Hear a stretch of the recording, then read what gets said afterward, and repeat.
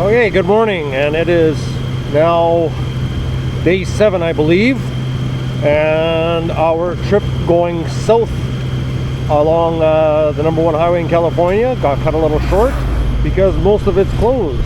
So now we are leaving Seaside, California. We're going to go across a little bit more inland, try and follow a secondary highway along the I-5 to Bakersfield, scoot south of Bakersfield, north of Emerson and whatever it is, Air Force Base.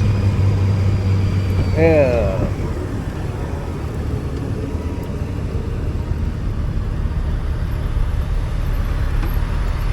Should pay attention to the maps. And then we're going to try and get to Ludlow today and start Route 66.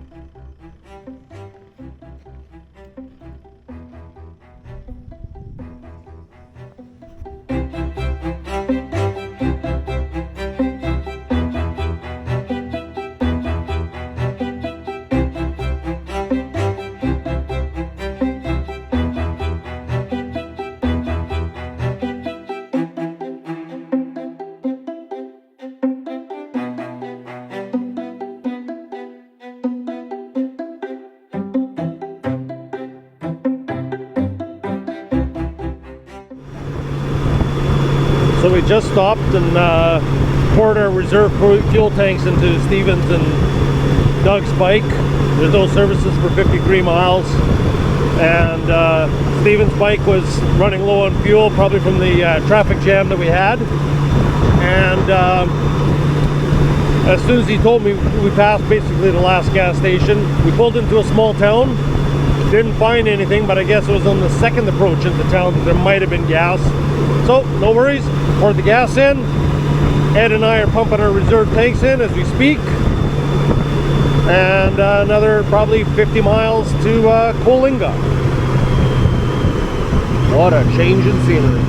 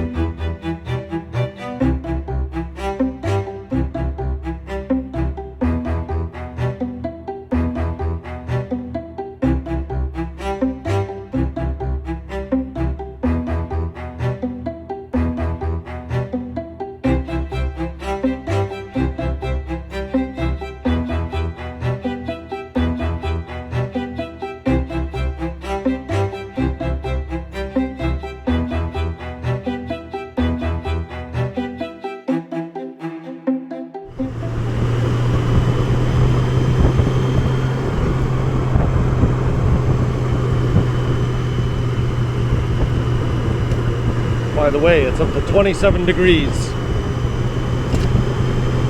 And it's only 9:40, 20 to 10 in the morning. So we've only been on the road an hour and a half, where it was like, what did they say, 58 degrees. And it was fog and mist, kind of cold.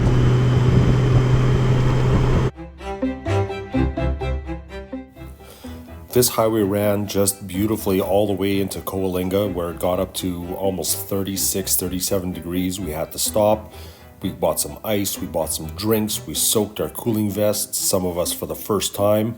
And then we put them on, and it made a world of difference. I got to talk with a lot of nice people. And from there, we took off onto adventures, as you'll see later on in the video. But this highway, I gotta say, was one of the most pleasant surprises we could have ever found. It was beautiful. It was, as you can see, just twists and curves and up and down hills, and beautiful road, beautiful scenery, good weather. What could you ask for on a motorcycle?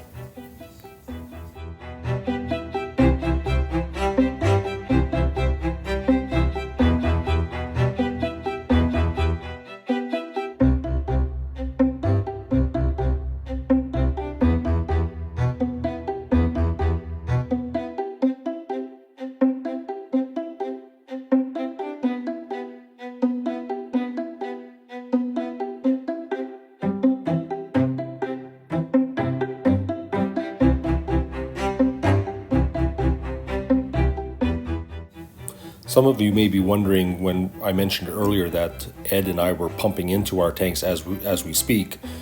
We have 2 tanks, each of us, one each, where we have a jerry can mounted on our hitch, and it is plumbed right into the bike with a pump that is located behind the mud flap, and the hoses go right into our main tank. So once we get down to about a quarter of a tank, each of us have a hidden switch where we just flick it, and that pump will pump in. It takes about 5-10 minutes.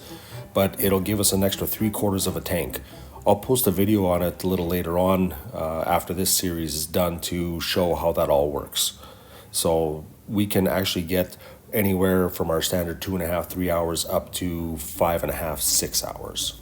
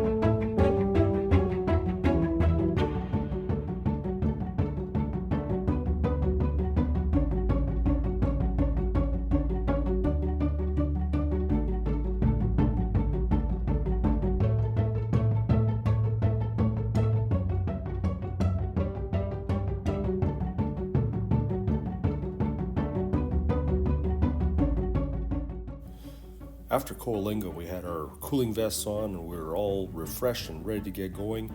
We took off on another highway heading to Bakersfield, and the scenery again changed drastically. It turned from all that beautiful twists and curves and up and down hills to flat plain. And then the next thing you know, we come across pump jacks, and we hit a pile of them. It was something that I've never seen before, that many pump jacks in one area. It'll be coming up in the next scene. But it was just a beautiful change of scenery just the same, and it was nice and flat like this and desert-like all the way into Bakersfield.